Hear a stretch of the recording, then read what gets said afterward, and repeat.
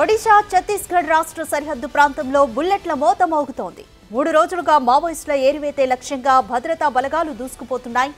భారీ ఎన్కౌంటర్ కొనసాగుతూనే ఉంది. ఈ క్రమంలో దండకారణ్యం గరియాబంద్ అడవుల్లో బుల్లెట్ల వర్షం కురుస్తోంది.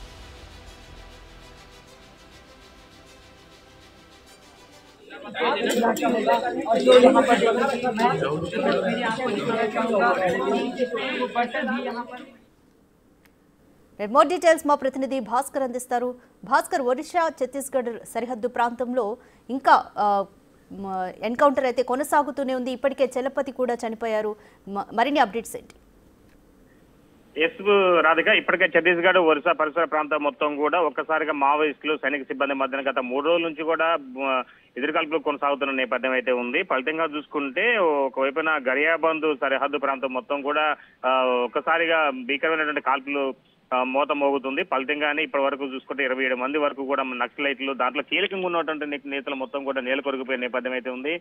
గడిచిన 23 రోజులు అంటే ఈ సంవత్సరం మొదలైన 23 రోజులు అవుతుంది. 23 రోజుల నుంచి చూసుకుంటే మాత్రం 47 మంది వరకు కూడా మావోయిస్టులు మృతి చెందారు. ఫలితంగా చూసుకుంటే మాత్రం అబుజ్మట్ అడవులు, సుక్మా జిల్లా, కాంకేరు, బీజాపూర్ పరిసర ప్రాంతం మొత్తం కూడా ఒకసారిగా మావోయిస్టుల యొక్క అలజడిని రూపుమాపేందుకు సైనిక సిబ్బంది మొత్తం కూడా కొన్ని బృందాలుగా ఏర్పడ్డాయి. మహారాష్ట్ర ఒకవైపున ఛత్తీస్గఢ్ తో పాటు మరోవైపున ఒరిస్సా రాష్ట్రం సంబంధించినటువంటి భద్రతా బలగాలతో పాటు కోబ్రా, డిఆర్జీ, తర్వాత సిఆర్పిఎఫ్ తో పాటుగా బెస్తర్ ఫైటర్స్ వీళ్ళంతా కూడా ఒకసారి ముక్కుముడిగా 1000 మంది పైగా కూడా అబుజ్మట్ అడవుల్లో గరియాబంద్ పరిసర ప్రాంతం మొత్తం కూడా చుట్టుముట్టారు. ఫలితంగా చూసుకుంటే కీలకమైనటువంటి మావోయిస్ట్ నేతలు మొత్తం కూడా నేలకొరిగిపోయే నేపథ్యం అయితే ఉంది.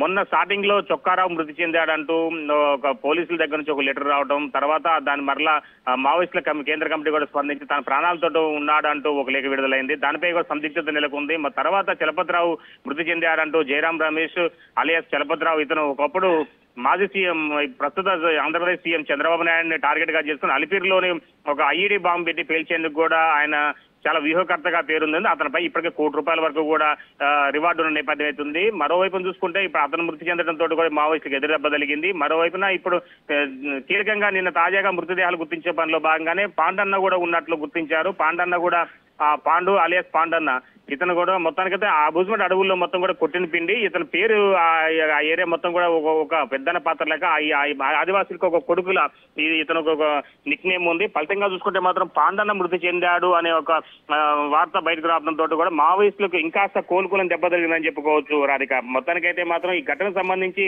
అంటే ఇప్పటి వరకు కూడా 47 మంది వరకు మావోయిస్టులు మృతి చెంది, అందులో వ్యూహకర్తలు కావచ్చు, కీలకమైనటువంటి ముఖ్య నేతలు కూడా ఉన్నేలు కొరగకపోవడంతో ఇంకా కాల్పుల ఘటన కొనసాగుతుందని చెప్పుకోవచ్చు Radhika. Right, thank you Bhaskar. మావోయిస్టుల ఏరివేతే లక్ష్యంగా భారీ ఎన్కౌంటర్ అయితే కొనసాగుతూనే ఉంది. ఇప్పటి వరకు 27 మంది మావోయిస్టులు మృతి చెందారు. అయితే మరోవైపు చొక్కారావు మృతిపై సందిగ్ధత కొనసాగుతుంది.